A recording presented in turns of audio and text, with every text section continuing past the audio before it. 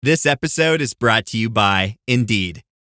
When your computer breaks, you don't wait for it to magically start working again. You fix the problem. So why wait to hire the people your company desperately needs? Use Indeed's sponsored jobs to hire top talent fast. And even better, you only pay for results. There's no need to wait. Speed up your hiring with a $75 sponsored job credit at Indeed.com/podcast. Terms and conditions apply. New Vitamin Water Zero Sugar Pineapple Passion Fruit is packed with vitamins. Just like the amount of peas we packed in that sentence. It's packed like your tote bag. The one you stole from your ex. Or your overpriced half a studio apartment. Or extra rushed rush hour traffic. Packed like your calendar. Triple booked at 5, of course. Grab a Vitamin Water. Did we mention it's packed with vitamins? Hello everybody and welcome to 3D Printing Basics. I just wanted to let you know that if you're interested in getting every single episode a week before it's released and ad-free, then please head over to my Patreon. The link will be in the show notes, and like I said, you can get every single episode ad-free and a week before its initial release date. Thank you guys so much for listening, and I hope you like this episode. Hello, and welcome to 3D Printing Basics. This is episode number 76, and in this week's episode, we are going to be doing some myth busting. We are going to be going over some common myths in the 3D printing space, and we are going to be talking about why they aren't true and why you might be led to believe that they are true, but in reality, you do not need to fear these myths. With that being said, let's get right into today's episode. The number one most common myth that I've seen in my time in 3D printing is the belief that more infill means stronger parts, and that is just not the case, especially when you get up to 100% infill. There's a lot of people that I've seen talking about, well, not a lot, but I've seen some beliefs that 100% infill is the strongest that you can possibly make a 3D printed part, and that simply isn't the case, because when you think about it, if you're building up layer by layer by layer and there's no infill, so it's just completely solid, that's a lot of shear points because you're just having essentially one layer stacked on top of another layer with just the layer bonding as the only thing holding it together. And that creates a lot of shear points. And so it's very susceptible to shattering if you drop it or things like that. So 100% infill does not really make the strongest print. And infill also, it isn't really the number one deciding factor when creating stronger parts.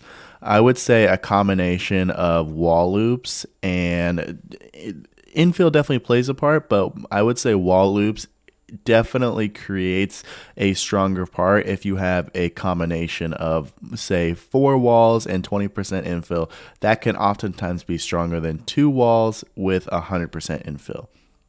So if you want prints that are really high strength, don't just crank the infill up as high as you think is necessary. Take the time to really think about what it is you're doing, and rather than just cranking the infill up, adjust the perimeters and the infill combined. Maybe go with a stronger infill pattern and check some other settings too. Oftentimes a combination of the right settings together will create a lot stronger print than just cranking up the infill. So that's definitely something to consider there. Another common myth that I've definitely seen in my time in 3D printing is the myth that PLA is biodegradable, so it's eco-friendly. Don't get me wrong, PLA is compostable under industrial conditions, but you cannot just put it in your backyard and it will not decompose naturally. That is definitely something that is very important for us to know. I've seen some people saying, oh, my failed prints, I bury them in the backyard, they decompose, which I don't even know how that would come around. That's definitely an interesting kind of thought process to have. I've never thought with my failed prints to bury them because they're biodegradable. Even if I knew they were biodegradable, I still don't think I would just bury the parts. But to each his own, you can definitely have your own opinion there. PLA, like I said, it's compostable. It's not biodegradable. It's compostable under industrial conditions. You can't just bury it in your backyard. So it can definitely last years in a normal environment. And so don't just bury your 3D prints. You can definitely recycle them. You can go to filament recyclers and give them your failed prints, and they will recycle it into 3D printing filament that you can use. You could just straight up recycle it like you recycle your bottles. You can definitely do that. There are many options for recycling your PLA responsibly rather than just burying it in your backyard. Another myth that I see a lot, and one that I honestly believed for a long time, was that higher resolution printing, smaller layer heights, means better prints every single time. Whenever I wanted to print something that I wanted to be a really nice print, I would always lower the layer height. So I'm normally printing at 0.2 millimeter layer heights. I would usually lower it down to at least 0.16 and oftentimes 0.12. And I wouldn't understand when the prints didn't turn out fantastic and they rather turned out with some issues. And that is because these smaller layer heights often have a little bit of a harder time printing because they are so small with the 0.4 millimeter nozzles. So 0.2 millimeter layer heights are definitely the sweet spot for 0.4 nozzles when it comes to speed and quality. And when you go smaller, you definitely risk clogging the nozzle. You risk blobs and zits showing up on your print, and it takes a lot longer to print, and there's a lot more motion involved, so you're just giving it more chances to ultimately fail when you're printing with these smaller layer heights. And that's not saying don't ever use smaller layer heights. It definitely has its use cases. I use smaller layer heights all the time when I'm trying to get very highly detailed parts, but what I'm saying is that if you don't have a part that has super fine details and something that can print just fine in 0.2 millimeter layer heights, and you're not getting the good quality that you want, the solution is not just to lower the layer height. Chances are there are some print settings that are incorrect there, or your filament needs some tuning.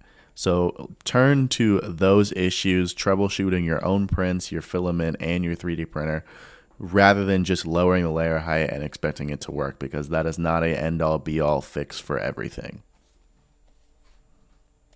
This episode is brought to you by PCBWay. Ready to take your electronics projects to the next level? PCBWay offers everything you need, from custom PCBs to 3D printing and even CNC machining, all under one roof. They're trusted by engineers and makers worldwide for their exceptional quality and fast turnaround. And here's a special deal for listeners of 3D Printing Basics.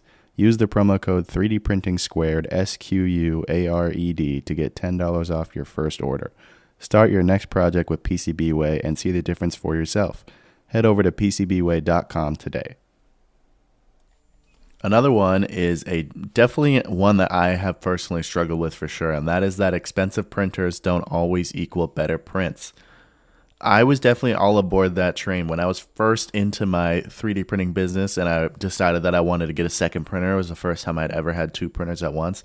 I did tons of research. I had a Prusa MK3, and I thought I needed a super nice, very expensive printer in order to get better print quality than what I was getting. And I ended up getting a much nicer, more expensive printer. I don't want to say what kind of printer it was because it was many years ago, and that printer is now obsolete.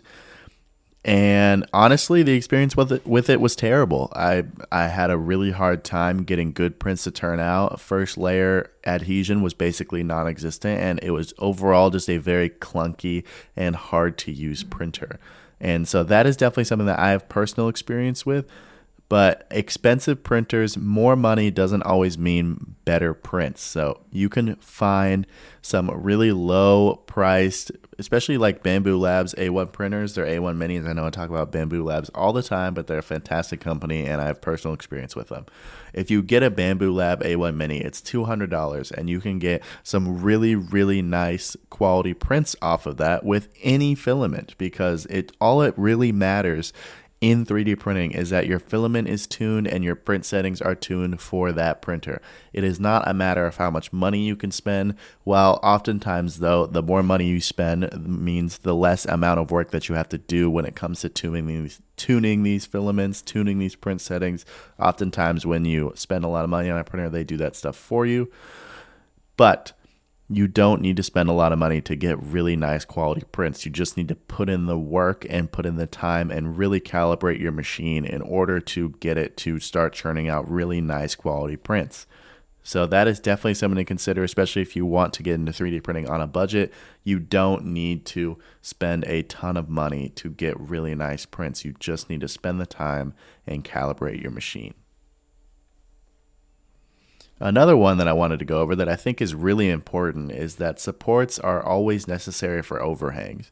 I see definitely a lot of people who use overhangs when they probably aren't necessary, and I myself, I like pushing the boundaries of not using supports rather than erring on the side of caution when it comes to using them. I do not like supports. I don't like the manual labor of using them. I do understand that they are definitely needed, but if there is ever a chance where I can print successfully without using them, I'm going to be taking that chance. So I would say most people usually use a threshold of 45 degrees. If they find an angle that's beyond 45 degrees, then they usually use supports. But in reality, what matters is the size of the bridge, the overhang, how big it is, how much material is being printed over open air, what your cooling system setup is looking like, the orientation, and the print settings that you're using, especially the material type of printing. PLA is very good at bridging, so you can oftentimes extend the bridging capabilities when you're using that. PETG, terrible at bridging. It is very droopy. You almost always need to use supports when you get beyond 45 degrees. But if you're in PLA, if you're using PLA, you can oftentimes utilize it beyond the 45 degrees. That is kind of standard when it comes to printing overhangs. So it really depends on the bridging distance, the orientation, and your cooling setup. And oftentimes you can really take advantage of that and not have to use supports where they would be deemed necessary otherwise. Another myth kind of comes in that extra work sort of category that we've been going on here. And that myth is that you need to calibrate endlessly before you can print anything. A lot of people think that in order to get super high quality, very well functioning prints, you need to calibrate everything. You need to calibrate your machine. You need to do all the step counting. You need to calibrate every single filament that you're ever going to use endlessly. You need to print temperature towers, torture tests. You need to check everything. And I feel like I can be a really good example for the opposite of that. I have never once printed any kind of torture tests for any filament that I've ever used. I have never really done any sort of calibrating, especially with the material. I run calibration tests on the printers, and that is just about it. And I churn out very nice, very high quality prints on a consistent basis. So that is not saying that you don't need to calibrate. If you want even better results, then you can absolutely calibrate your filaments to get them to be tuned exactly for your printer and for your temperature and humidity settings. That is definitely going to be important. But what I'm saying is that you don't need to be doing that if you don't want to. And coming from somebody who wants to optimize my workflow as much as possible, I have found that calibrating filament is simply not necessary. These default parameters that come with these slicers and printers are usually just fine, and they work really well, especially for the bigger companies like Bambu Labs, and their slicer settings oftentimes work really well. If I happen to notice something over a large amount of time, then I will definitely tweak settings. I'm not going to say I just trudge forward. If I see something wrong, then I will tweak settings and I will start running with that. But what I'm saying is that you can start with the default profile 95% of the time and be just fine. And with that being said, that's all I have for you guys today. I hope that you enjoyed today's episode and hopefully enjoyed learning about some myth-busting opportunities here when it comes to 3D printing. So thank you guys so much for listening, and I'll talk to you guys next time.